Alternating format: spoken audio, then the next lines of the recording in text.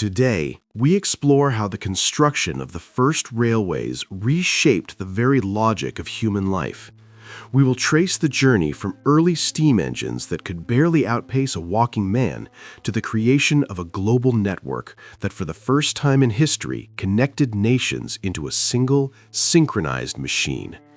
You will discover how iron and steam forced the world to operate on a unified schedule, how trains transformed isolated villages into bustling metropolises, and why the railway became the essential foundation of the modern economy.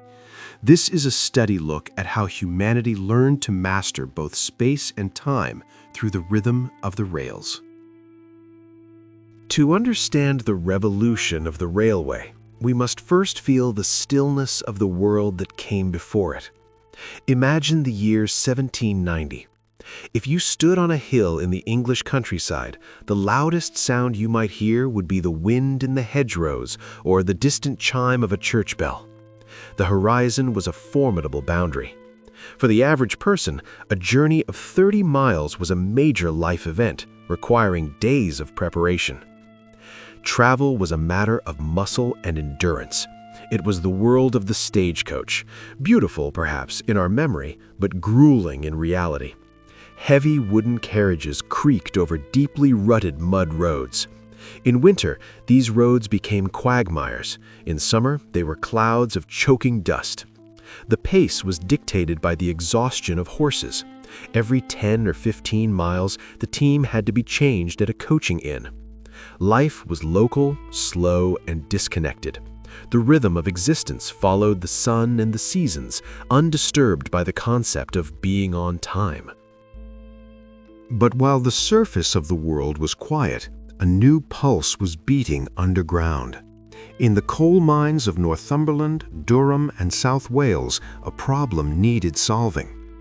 Coal is heavy, and moving it from the mine face to the river was a back-breaking task. The solution was the wagonway. Long before there were locomotives, there were rails. These early tracks were made of seasoned timber, long beams of oak laid into the earth. Horses would pull heavy wooden carts along these tracks. Because the friction was lower than on a mud road, a single horse could pull far more than ever before. Imagine the atmosphere inside those early mining districts. The smell of damp coal, the flickering light of oil lamps, and the rhythmic clack-clack of wooden wheels on wooden rails.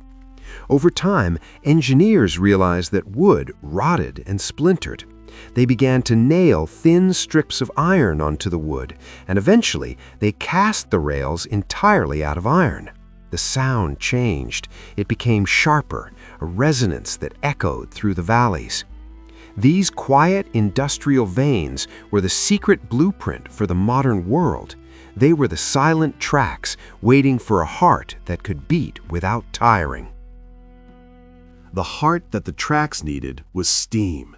By the late 1700s, stationary steam engines, designed by James Watt and others, were already pumping water out of mines. But these were massive, low-pressure engines that filled entire buildings. They were giants that could not walk. Enter Richard Trevithick, a man of immense physical strength and a restless, brilliant mind. He saw what others didn't, that high-pressure steam could be harnessed in a small, powerful cylinder. In 1801, on Christmas Eve, he tested a steam carriage on the roads of Cornwall. The locals were terrified. They saw a machine that hissed and spat fire, moving without the help of a horse. In 1804, Trevithick took a further step. He placed a steam engine on the iron rails of the Penydarren tramway in Wales. This was the first true locomotive. Imagine the scene, a rugged valley, the air thick with the scent of coal smoke and wet ferns. The machine hauled 10 tons of iron and 70 men. It moved at a slow, deliberate 5 miles per hour. However, Trevithick was a man ahead of his time. His engine was so heavy it shattered the brittle cast-iron rails of the day. The technology of the track had not yet caught up to the power of the engine. Trevithick died in poverty, but he had proven the impossible. Fire and water could move the world. The puffing devil had left its mark in the mud of history. If Trevithick was the spark, George Stephenson was the steady flame.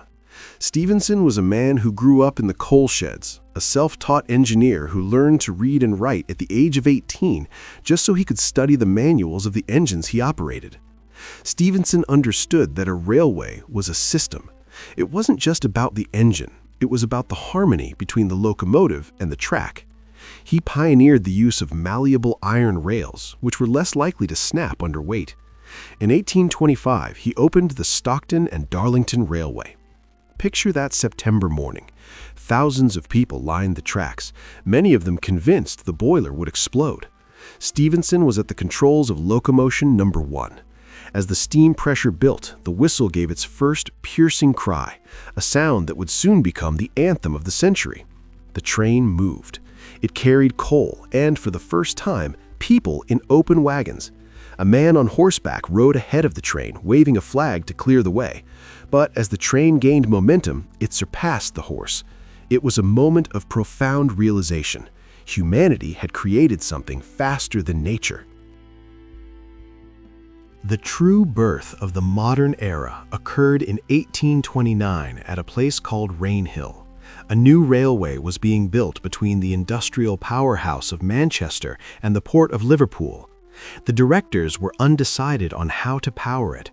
They held a competition to find the most reliable locomotive. The atmosphere was like a grand festival. Thousands of spectators sat in temporary grandstands. Among the entries was Stephenson's newest masterpiece, the Rocket. It was a marvel of logic and elegance. It used a multi-tubular boiler, an innovation that allowed heat to be transferred to the water much more efficiently. It also directed its exhaust steam into the chimney, creating a blast that sucked more air into the fire. As the rocket hummed along the track, painted in its bright yellow livery, it reached 30 miles per hour. To the people of 1829, this was a speed that defied the senses. They believed that at such speeds, the air would be sucked out of the passenger's lungs, or that the human frame would simply disintegrate. But the rocket was smooth. It was reliable. It won the prize and the contract, and in doing so, it signaled the end of the age of the horse. Imagine being a passenger on that very first day of the Liverpool and Manchester Railway in 1830. You are sitting in a carriage that still looks very much like a stagecoach, but it is mounted on iron wheels. The conductor blows a horn, and you feel a gentle tug. The movement is different from anything you've ever felt. There is no swaying or jolting of a horse-drawn carriage. Instead, there is a steady, rhythmic vibration, a low-frequency hum that resonates in your chest. As the train picks up speed, the landscape begins to behave in a way you've never seen. The trees nearby become a blur of green, while the distant hills seem to rotate slowly around you. The smell is unforgettable, a mixture of hot, oiled metal, the sharp scent of coal smoke, and the crisp, clean air of the fields. You see people standing in the fields, their mouths open in wonder. You pass over massive stone viaducts, looking down at rivers that look like silver ribbons. For the first time, you feel a sense of power over the earth. You are no longer a victim of the terrain, you are gliding over it. This was the birth of railway time. Because trains had to run on schedules, every town had to synchronize its clocks. The railway was not just moving people, it was organizing the very concept of time itself. As our first chapter concludes, the sun is setting over the smoking chimneys of 1830. The rocket has returned to its shed, the iron boiler clicking softly as it contracts in the cool night air. The thousands of spectators have gone home, their minds filled with a vision of a future that has already arrived. The world is still quiet, but it is a different kind of silence. It is the silence of a pause before a great storm. The iron veins have begun to stretch across the green hills of England, and soon they will reach across the oceans and the mountains of every continent. As you settle into your own space, let the image of those first silver rails linger in your mind. Think of the rhythm, the steady, mechanical heartbeat that promised to connect every corner of the human experience. The journey has only just begun. The tracks are laid, the fire is lit, and the horizon is no longer a barrier, but an invitation. Allow yourself to simply be in this moment, held by the steady pulse of history. The iron road is waiting for us, but for now, let the stillness return and find peace in the rhythm of the rails. By the early 1840s, the skepticism that had greeted George Stephenson's first locomotives had evaporated. It was replaced by something far more intense: railway mania. This was a period of financial and social frenzy unlike anything Britain had ever seen. It was as if the entire nation had realized at once that the future was made of iron. Imagine the atmosphere in the coffee houses and stock exchanges of London and Manchester. The air was thick with the rustle of newspapers and the excited murmurs of investors. Thousands of miles of track were being proposed. Everyone from wealthy aristocrats to humble shopkeepers and village vicars scrambled to buy shares in the new railway companies. At the height of the mania in 1845, Parliament authorized over 2,800 miles of new track in a single year. At the center of this storm was a man named George Hudson, known as the Railway King. He was a former draper who rose to control nearly a third of Britain's rail network. He was a master of persuasion and at times questionable accounting. While Hudson's empire would eventually crumble, the legacy of this mania was a country physically stitched together. The landscape was being redesigned, valleys were bridged, hills were bored through, and the quiet pastures were now marked by the steady, reliable heartbeat of the steam engine. One of the most fascinating conflicts of this era was the Gauge War. It was a battle between two different visions of what a railway should be. On one side was Robert Stephenson, son of George, who championed the standard gauge of 4 feet 8.5 inches, the same width as the old mining wagonways. On the other side was Isambard Kingdom Brunel, perhaps the most daring engineer in history. Brunel was a man who smoked 20 cigars a day and wore a tall stovepipe hat to make himself look taller. He was building the Great Western Railway, and he wanted it to be the finest in the world. He argued for a broad gauge of 7 feet 0.25 inches. Imagine standing on a platform at that time. A broad gauge train was a majestic sight, wider, more stable, and capable of much higher speeds. Brunel's engines seemed to glide over the earth with a regal grace. However, this created a problem at break-of-gauge stations like Gloucester. Passengers would have to get off one train and move their luggage to another narrower train to continue their journey. It was a chaotic scene: piles of trunks, confused travelers, and hissing locomotives waiting on different tracks. Eventually, the efficiency of the standard gauge won the war, but Brunel's broad gauge remains a legendary symbol of Victorian ambition and the quest for perfection.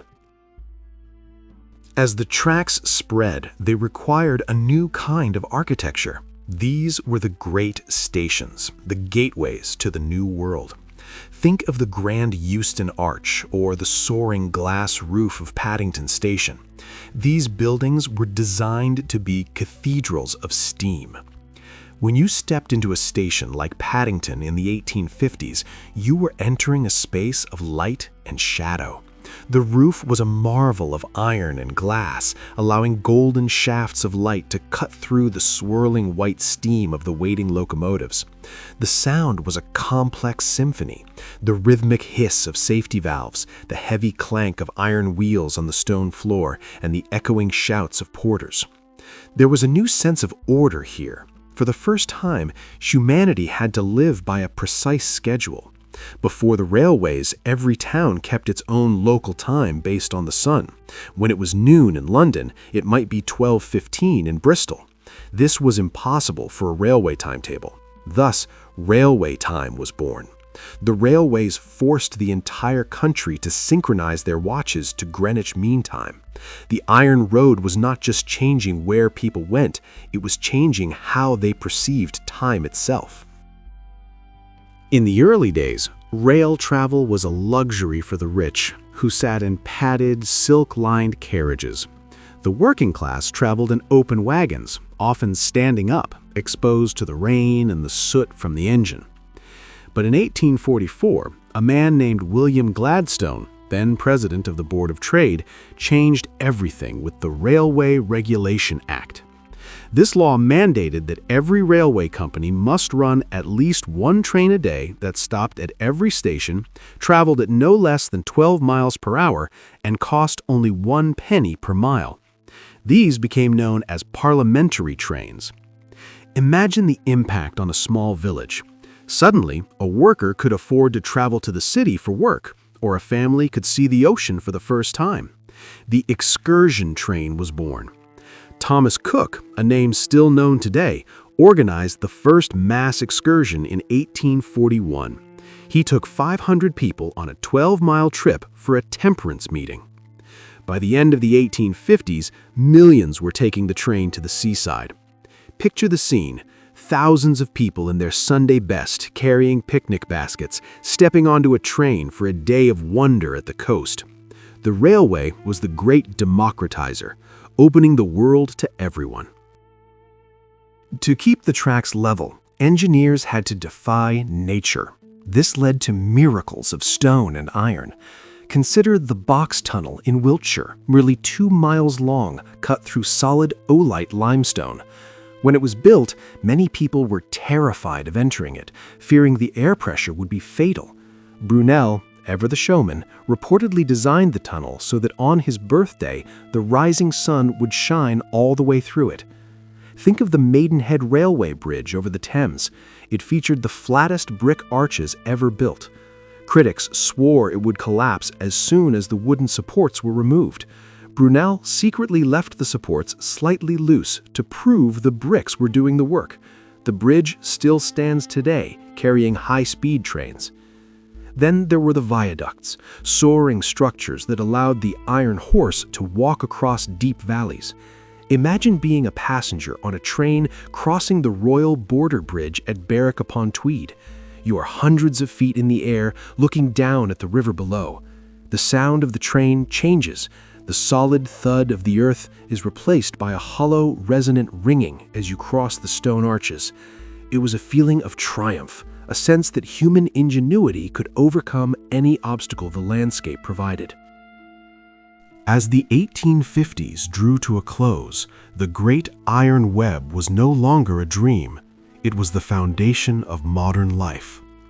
The fever of the mania had settled into a steady, powerful industry.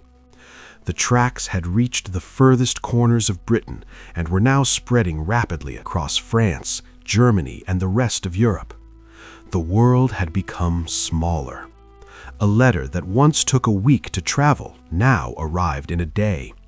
A person who had never left their parish could now see the capital city in a few hours. The rhythm of the rails, the steady, comforting clack-clack, clack-clack, had become the heartbeat of civilization. As you settle into this thought, visualize the map of the 1850s. See the lines of iron glowing like silver threads in the moonlight. Hear the distant whistle of a night mail train echoing through the quiet valleys, a lonely but reassuring sound. The fire in the locomotive's belly is a warm, steady glow against the darkness. The earth is at peace, yet it is moving. The journey continues, always forward, guided by the iron road. Take this sense of steady, rhythmic progress with you as you unwind. The path is clear, the engine is reliable, and the world is connected. Allow yourself to simply be present in the quiet pulse of history. The web is woven, the day is done, and the rhythm of the rails goes on. The year was 1862.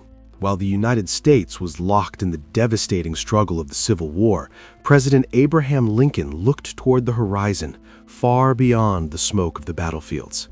He signed the Pacific Railroad Act, a law that would authorize the most ambitious engineering project in human history, a railway that would span the entire North American continent, linking the Atlantic to the Pacific. This was not merely a construction project, it was an attempt to stitch together a vast, wild landscape with ribbons of iron. Two companies were charged with this monumental task. The Union Pacific would build westward from Omaha, Nebraska, across the seemingly endless Great Plains. Meanwhile, the Central Pacific would start in Sacramento, California, and push eastward, immediately facing the formidable snow-capped granite wall of the Sierra Nevada mountains. It was a race, not just for land and subsidies, but for the very future of a nation. In the west, the Central Pacific faced a nightmare of stone. The Sierra Nevada mountains loomed like ancient, impassable giants. The work was grueling and labor was scarce until the company began hiring Chinese immigrants. These men, many of whom had traveled across the Pacific seeking a better life, became the backbone of the Western Rail. Imagine the scene at Cape Horn, a sheer cliff face 3 miles above the American River. There was no ledge, no path. The workers were lowered down the cliffside in wicker baskets, dangling hundreds of feet in the air.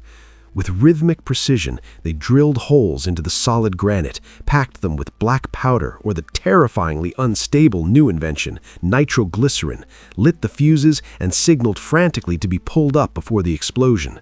The sound was a dull, earth-shaking roar that echoed through the canyons for miles. The winter of 1866 was one of the harshest on record. The snow in the Sierras reached depths of 40 feet. Yet the work did not stop. The workers lived in a world of white and gray, carving vast tunnels through the snow and ice to reach the rock. They lived in snow cities beneath the drifts, lit by flickering lanterns, where the only sound was the muffled thud-thud of picks against stone.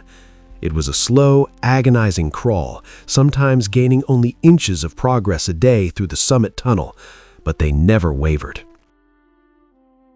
While the Central Pacific fought the mountains, the Union Pacific was engaged in a different kind of struggle across the Great Plains. Their workforce was a rugged collection of Civil War veterans, many of them Irish immigrants, who were used to the discipline and hardship of military life. The construction of the Union Pacific was a masterclass in synchronized movement. It was a traveling city. At the front were the surveyors, mapping the path through the sagebrush and buffalo grass. Behind them came the graders, leveling the earth with shovels and horse-drawn plows. Then came the gandy dancers, the men who laid the tracks. Imagine the sound of this progress. It was a rhythmic, metallic music. 5 men on each side of a flat car would grab a rail, each rail weighing 700 pounds, and at the command of the foreman, they would drop it onto the wooden ties with a synchronized clang.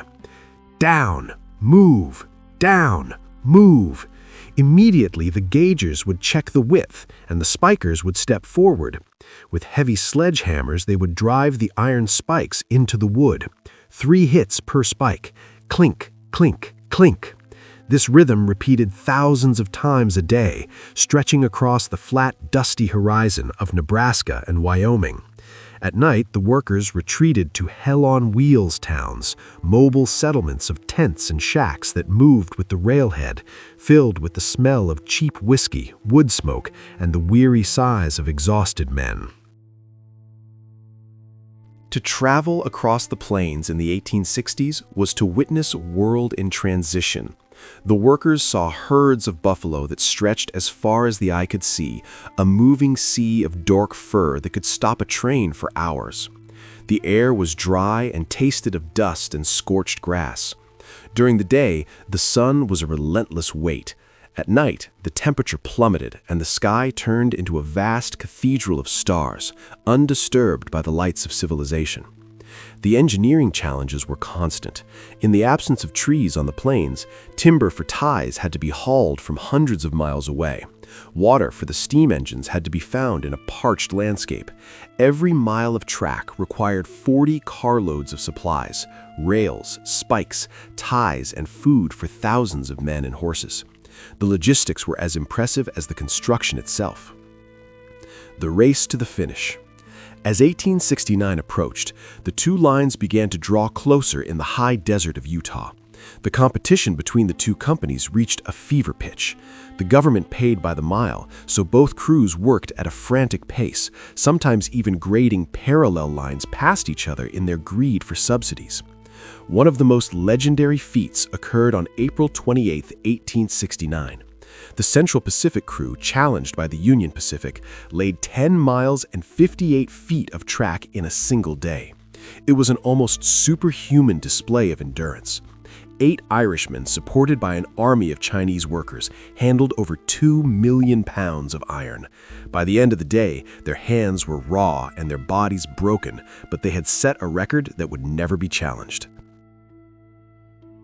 Finally, on May 10, 1869, the two engines, the Union Pacific's No. 119 and the Central Pacific's Jupiter, pulled up nose to nose at Promontory Summit, Utah. The air was thin and cold, but the atmosphere was electric. Dignitaries, workers, and onlookers gathered in the middle of the desert. A final tie made of polished California laurel was laid. A golden spike was placed in a pre-drilled hole. The telegraph wires were connected to the spike and the hammer so that the entire nation could hear the blows.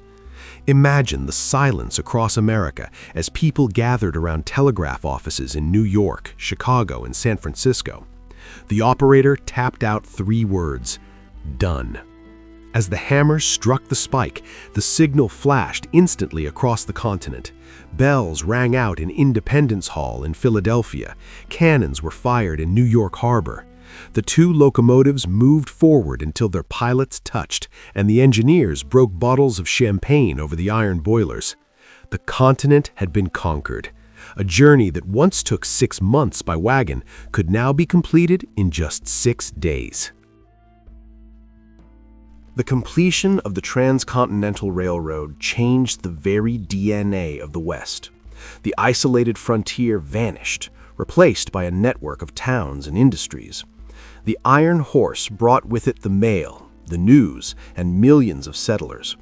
But it also brought the end of an era for the indigenous peoples of the plains, whose way of life was irrevocably altered by the arrival of the tracks. As the sun set over Promontory Summit on that historic evening, the steam from the 2 engines mingled and drifted toward the mountains. The frantic noise of construction was gone, replaced by the steady, rhythmic breathing of the resting locomotives. The engineers and workers looked back at what they had built. Over 1,700 miles of track laid by hand through some of the most difficult terrain on Earth. It was a monument to human will, a bridge of iron that spanned a world. Think of the tracks as they lie today, silver and silent under the moonlight. They are the ghosts of those who labored in the snow and the heat. The rhythm of the rails remains, a steady, comforting heartbeat that continues to pulse through the heart of the continent. The Great Transcontinental was more than just a railroad. It was the moment the world became one, connected by a single, unbreakable line of iron. As the desert air cools and the shadows of the sagebrush grow long, the echoes of the sledgehammers fade into the wind. The iron road is quiet now, stretching toward the horizon, a path of history that leads us forward into the night. For centuries, the Alps stood as a majestic, impenetrable fortress of granite and ice, separating the warm plains of Italy from the heart of Europe. To the ancients, these peaks were the edge of the world, a place where only the most daring generals, like Hannibal or Napoleon, would risk their armies. For the 19th century traveler, crossing the Alps meant a perilous journey by stagecoach over high, winding passes like the Mont Cenis or the St. Gothard. It was a world of shivering cold, narrow ledges, and the constant fear of avalanches. But as the Iron Road began to stitch together the flatlands of the continent, the engineers of the Victorian age turned their eyes toward the sky. They didn't want to go over the mountains, they wanted to go through them.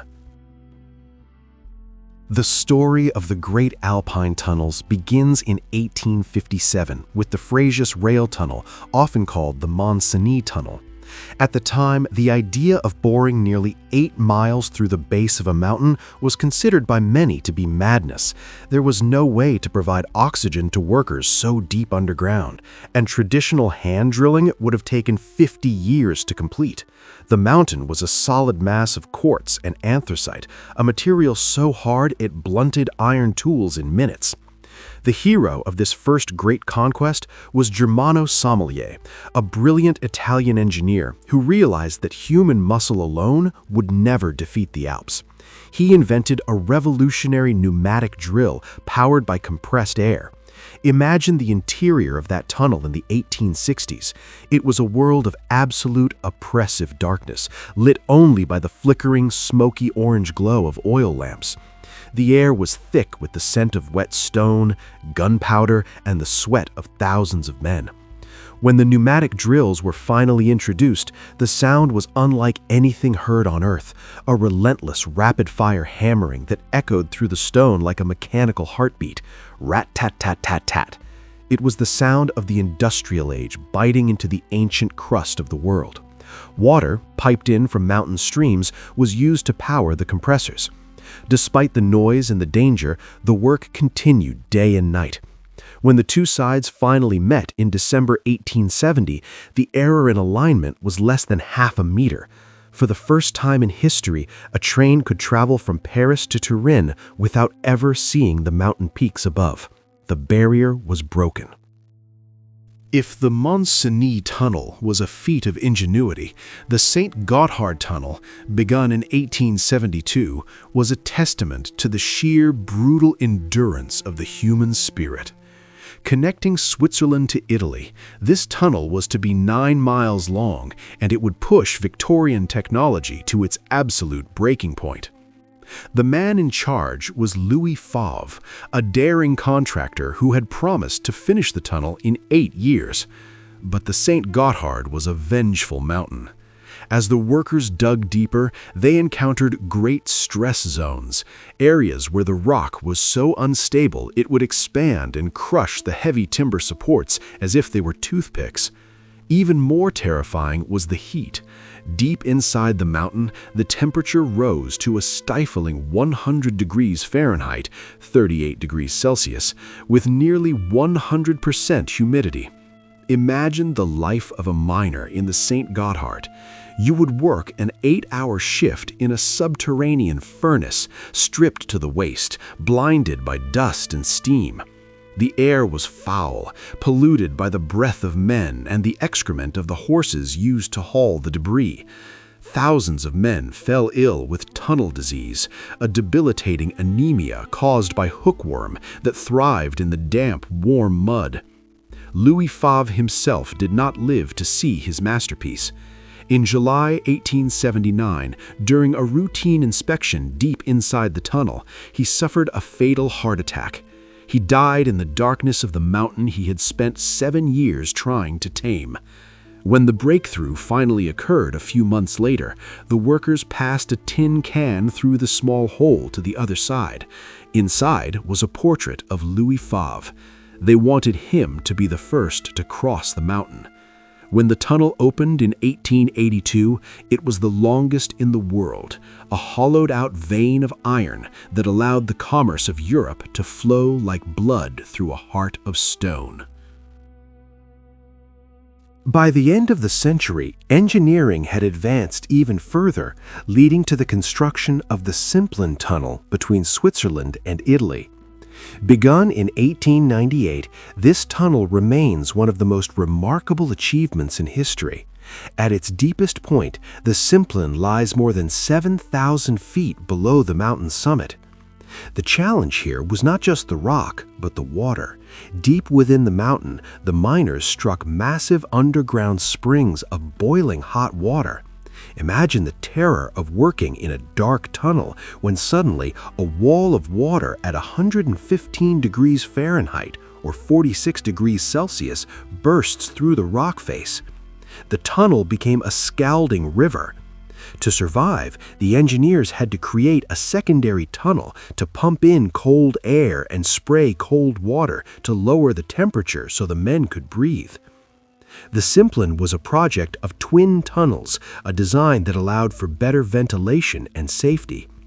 Despite the boiling springs and the immense pressure of the rock, the engineers used precision surveying that seems impossible for the time. When the two teams met in the center in 1905, they were nearly 12 miles deep into the mountain. The sound of their pickaxes meeting through the final thin wall of rock was a signal that the greatest mountain range in Europe had finally been fully domesticated. While the tunnels were feats of grit and darkness, the railways that led to them were masterpieces of beauty. To reach the high tunnels, trains had to climb steep gradients that traditional locomotives could not handle. This led to the creation of spiral tunnels, loops cut inside the mountain where the train enters a tunnel, turns 360 degrees while climbing, and emerges directly above where it started. Imagine being a passenger on the Bernina Express or the Glacier Express.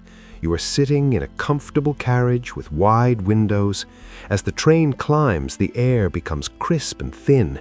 You see the world in layers, the lush green valleys below, the dark belt of pine forests, and finally the stark, blinding white of the glaciers. The train moves with a slow, rhythmic dignity, crossing stone viaducts that seem to hang in mid-air over roaring turquoise rivers. There's a unique sound to mountain rail travel. The engine labors with a deep guttural roar as it fights gravity, and the wheels sing a high-pitched note as they navigate the tight curves. When the train finally enters a great tunnel, the world suddenly goes black, and the sound changes to a powerful enclosed echo.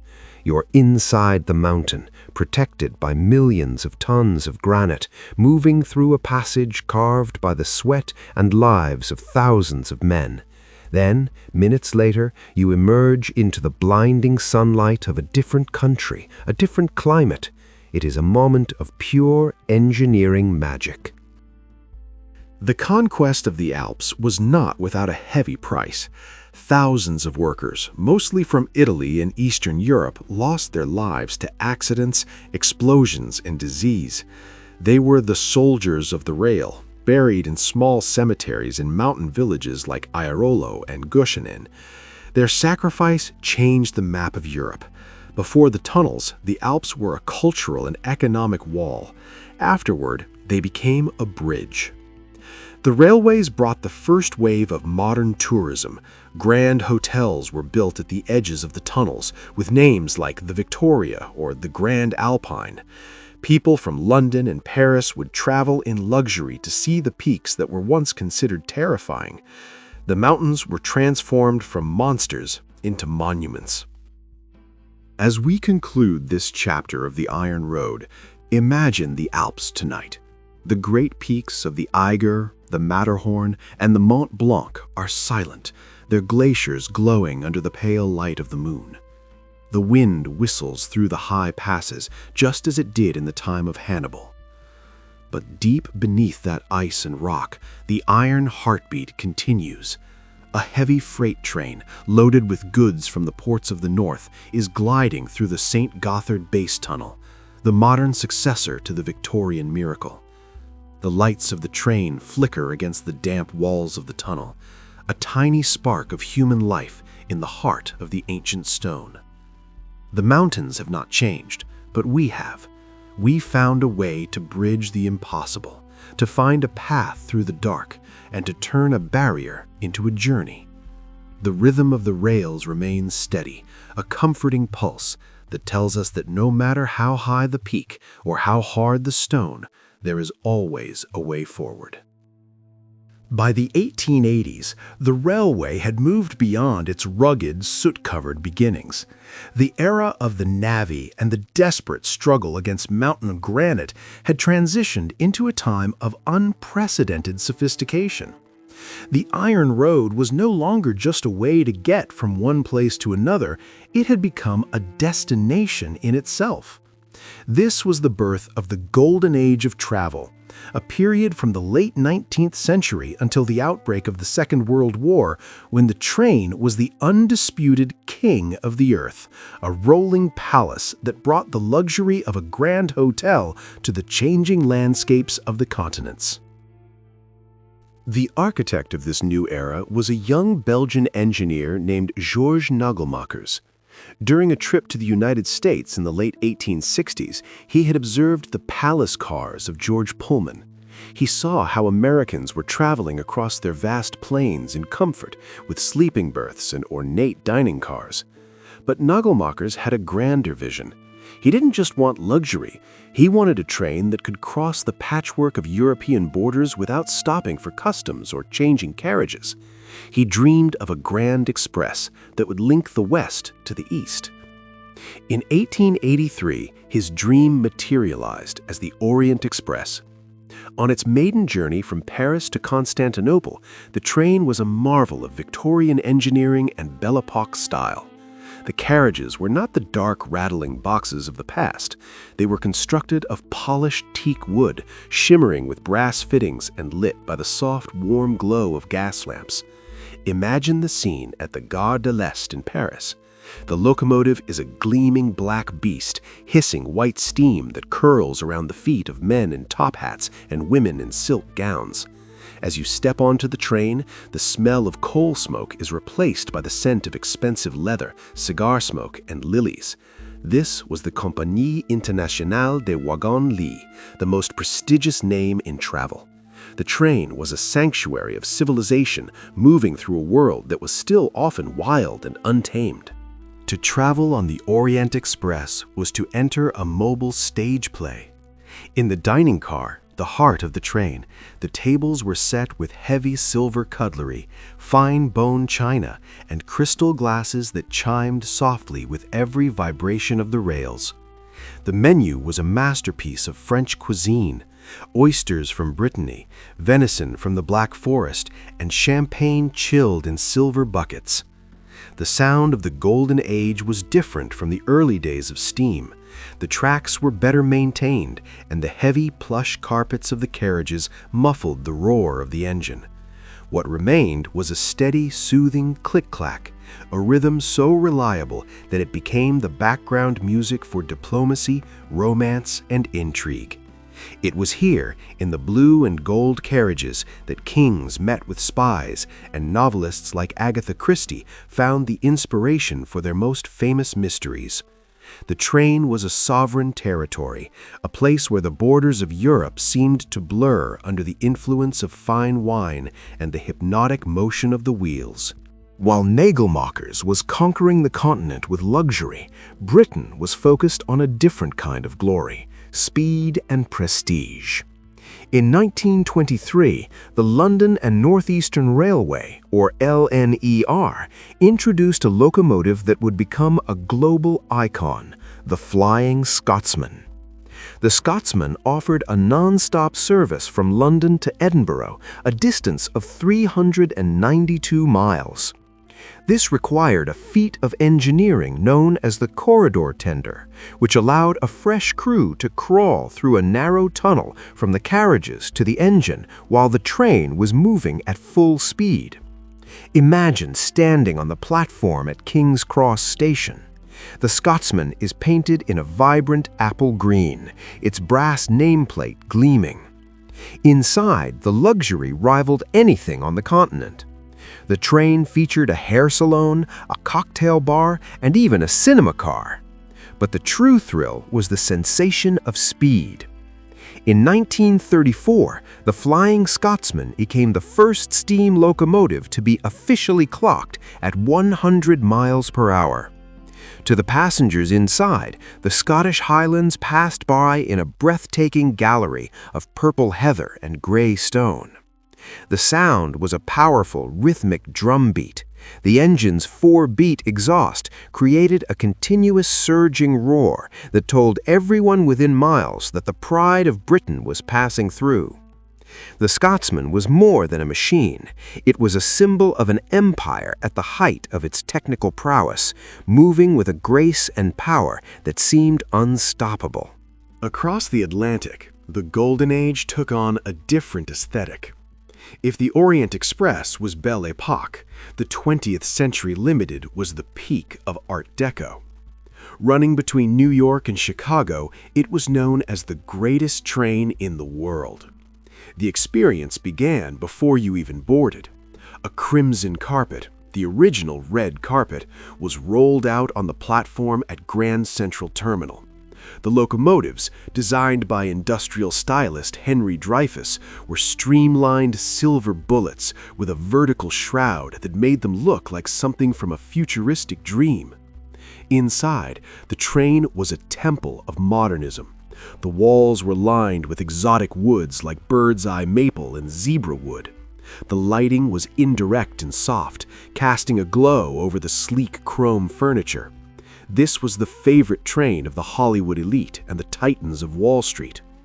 Imagine the view as the train sped along the water-level route, following the curves of the Hudson River. As the sun set, the sky turned a deep violet, and the lights of the small New York towns twinkled across the water. Inside the observation car, with its massive wraparound windows, passengers sipped martinis in absolute silence, the engine far ahead, pulling them through the night at 80 miles per hour. It was the ultimate expression of the American dream, fast, stylish, and flawlessly efficient. Perhaps the most magical aspect of the Golden Age was the night journey. There is a specific peace that exists only in a sleeping car. Imagine being tucked into a crisp, linen-covered berth. The cabin is small but perfectly designed, with a tiny folding sink and a mahogany ladder. As the train moves through the darkness, you feel the gentle sway of the carriage, a cradling motion that seems to synchronize with your own breathing. The sounds of the outside world are filtered through the heavy glass, the lonely, haunting whistle of the engine as it passes a level crossing, the hollow whoosh of a tunnel, and the rhythmic thrum of the wheels over the rail joints. You watch the sparks from the locomotive fly past your window like tiny orange shooting stars. Occasionally, the train slows, and you see the lights of a quiet station, a platform illuminated by a single lamp, a solitary signalman holding a green lantern, a world of shadows and secrets. Then, with a gentle huff of steam, the train regains its momentum, and you are pulled back into the rhythmic embrace of the iron road. This was the poetry of motion, a state of existence where the journey was far more important than the arrival.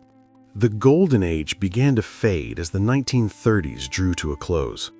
The shadows of war were lengthening once again over Europe. The luxury trains, once symbols of international unity, became vehicles for soldiers and refugees. The arrival of the jet engine and the expansion of the highway systems would eventually challenge the supremacy of the rail. But for those few decades, the railway had achieved something miraculous. It had turned the act of traveling into an art form. It had created a world where you could wake up in Paris and fall asleep in Vienna, surrounded by the finest things humanity could produce. It was an era of grace, of manners, and of a deep, abiding respect for the power of the machine to enhance the human experience. As we conclude this chapter of our story, imagine the Orient Express tonight, not as a museum piece, but as it was in 1925. The blue carriages are moving across the moonlit plains of Hungary. Inside, the lamps are dimmed, and the last of the diners have retired to their cabins.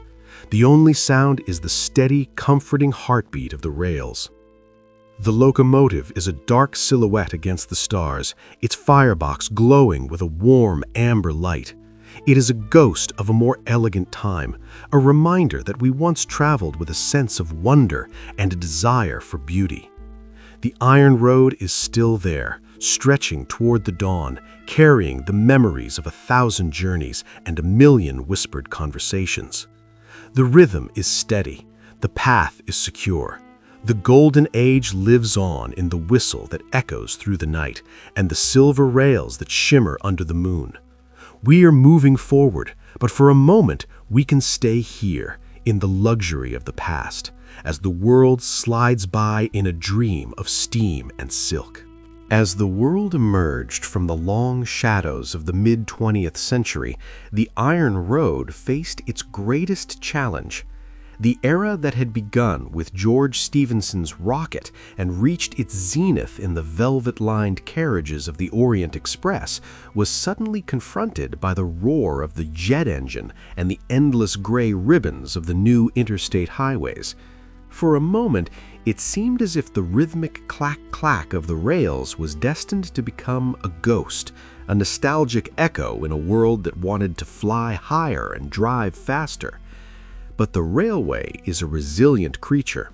Like the mountains it once conquered, it found a way to evolve, shifting from the raw, fiery breath of steam to the silent, invisible power of electricity.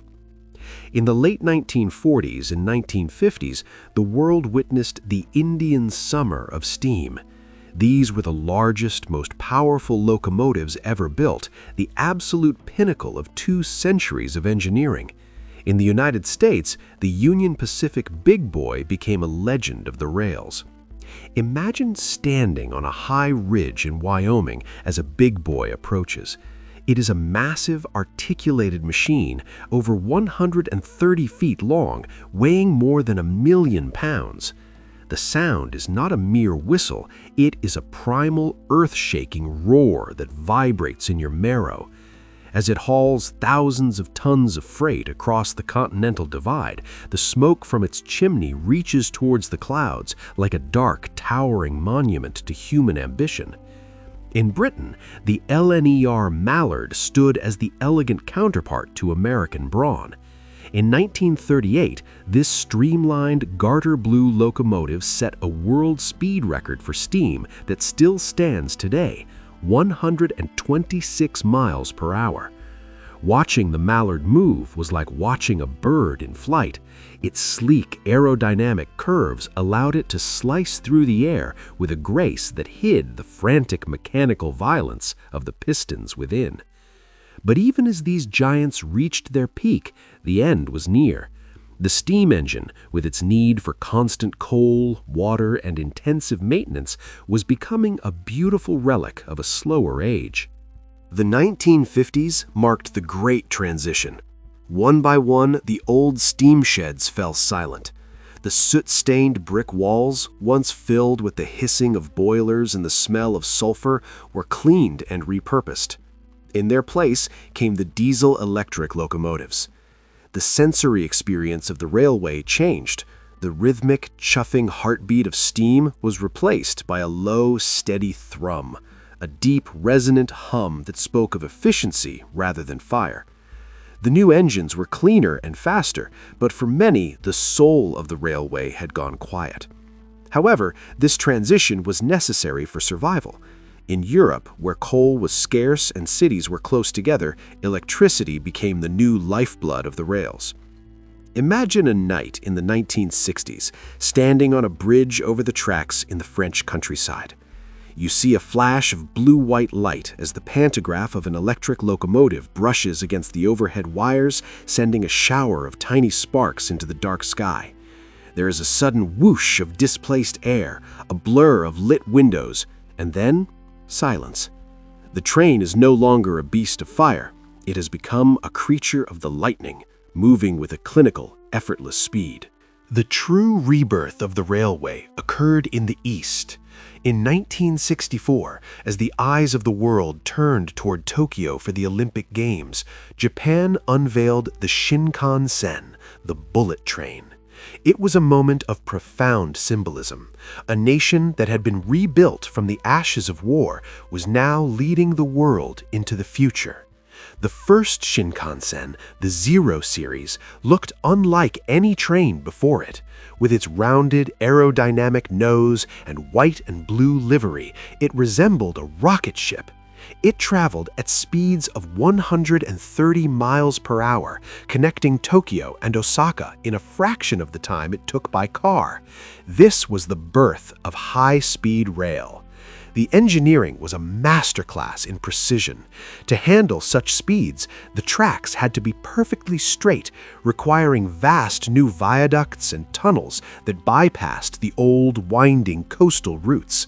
The sound inside the train was a revelation, a smooth, quiet hiss, so stable that a coin stood on its edge on a window ledge would not tip over. The Shinkansen proved that the railway was not a relic. It was the most efficient, elegant way to move millions of people in a modern, crowded world. Inspired by the Japanese success, Europe began its own high-speed revolution. In 1981, France introduced the TGV, Train à Grande Vitesse. The TGV took the concept of speed and turned it into an art form. Its bright orange cars became a symbol of French prestige, eventually reaching speeds of over 186 miles per hour, 300 kilometers per hour. The experience of the TGV was one of compressed geography.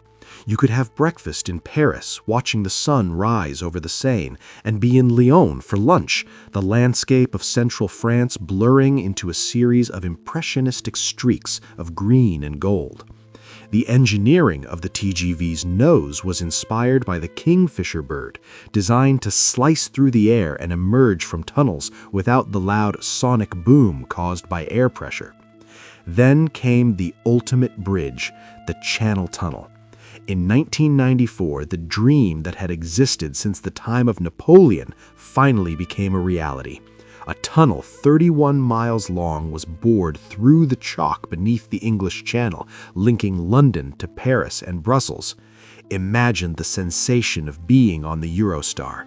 You leave the red brick suburbs of London, enter the darkness of the tunnel, and 20 minutes later you emerge into the flat, open fields of northern France. The sea, once a formidable barrier that required hours of ferry travel, had been conquered by a thread of iron and concrete.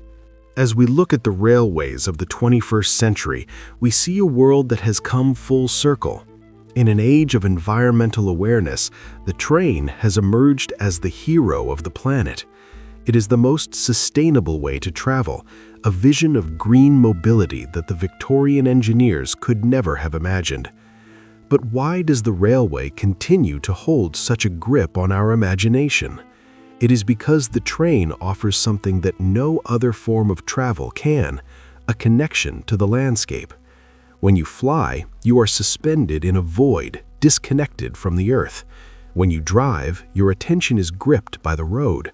But on a train, you are a passenger in the truest sense. You can sit with a book or a cup of coffee and watch the world unfold like a slow-moving film.